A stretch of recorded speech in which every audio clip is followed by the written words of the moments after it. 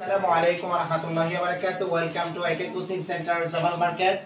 In our madrasa, Bangla and Mathematics and Arabic Masala Masail is taught, as well as education, adab education. To develop yourself in good education, morally taught in madrasa from play to purpose. Admission is going to play to class 5. আমি সব সময় বলি আপনার সন্তানকে সুশিক্ষায় গড়ে তোলার জন্য play থেকে পঞ্চম শ্রেণী পর্যন্ত ডেফিনেটলি মাদ্রাসা পড়াবেন। কেন পড়াবেন দেখেন, আপনি যখন একটা স্কুল পড়ুয়া থেকে জিজ্ঞাসা করবেন মাসাইল পারবে না।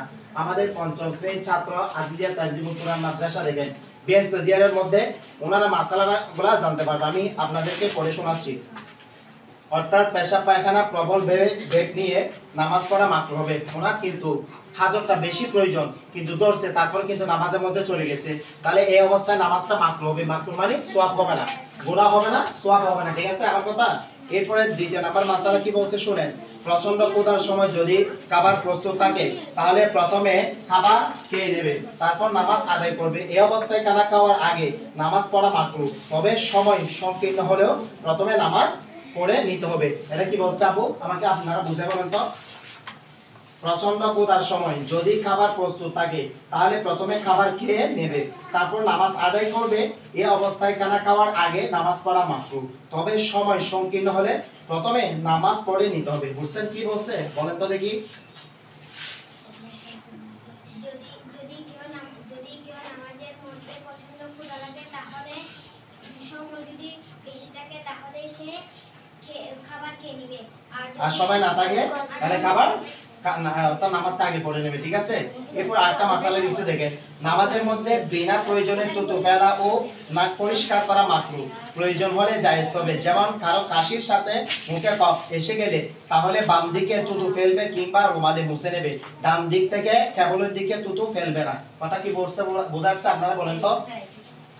যখন দেখেন আমরা অনেক সময় নামাজের মধ্যে কি করি, ইচ্ছাকৃত ভাবে চুলে ভাবে ঠিক করি, অনেক সময় খাত খুদ করি, এইগুলা কিন্তু নামাজ সময় মাকরুহ হবে। এখানে আপনাকে পয়েন্টটা দেখেন কি বলছে, নামাজের মধ্যে বিনা প্রয়োজনে থুতু ফেলা, আপনার মানে অতিরিক্ত চলে আসছে সব থুতু, তাহলে আপনি কি করবেন, এটা গিলে ফেলতে পারবেন। আপনি কি করবেন, অর্থাৎ ডান দিকে না বাম দিকে থু ফেলে দিতে পারবেন, কোনো সমস্যা নাই, কিন্তু ডান দিকে ফেলতে পারবে না, কিবলামুখী ফেলতে পারবে না। দেখছেন ইসলাম কত সুন্দর।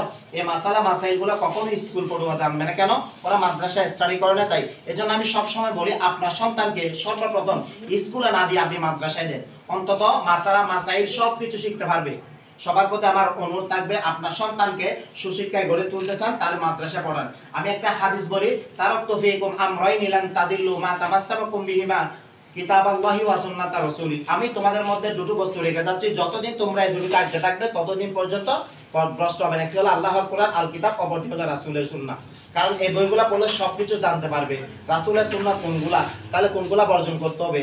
এজন্য আপনার সন্তানকে দিনী প্রতিষ্ঠানে পড়ান এবং সুশিক্ষায় সন্তান গড়ে তোলেন। সন্তানকে যদি আপনি সময় না দেন, আমরা হাজারো সন্তান দেখতেছি আব্বা আম্মুর কথা শুনতেছে না, এরকম হাজার হাজার নজির আছে।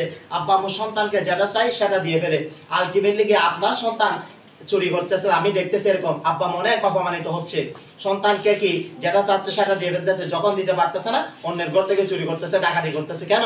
ওই টাকা প্রথমে দিয়ে দিয়েছে না, অভাবটা দেখাই নেই দে, এখন যখন অভাবে পড়ছে তখন চুরি করতেছে, তখন আব্বা আম্মুর অসম্মানিত হচ্ছে। সবার প্রতি আমার অনুরোধ থাকবে, সন্তানের প্রতি গুরুত্ব দেন, সন্তানকে সময় দেন, তদারকি করেন কি করতেছে না করতেছে, কোথায় যাচ্ছে না যাচ্ছে। সবার প্রতি আমার অনুরোধ থাকবে, সন্তানকে মাদ্রাসা পড়ান, অন্তত এরপরে স্কুলে যান, কোনো সমস্যা নেই। দেখছেন এখানে অনেকগুলো মাসালা আছে, হাজার হাজার, যেগুলো আমরা জানি না। নামাজে কিভাবে সহি সুতবা দিতে হবে, সহি সিজদা, তাহলে এটা আপনার এই বইয়ের মধ্যে দেওয়া আছে, আপনার সন্তান সেটা শিখতে পারবে। তাহলে সকলে আমার কথাগুলো মেনটেন করার চেষ্টা করবেন। সকলে ভালো থাকবে, সুস্থ থাকবে। আবার পরবর্তী ভিডিওতে দেখা হবে। আসসালামু আলাইকুম।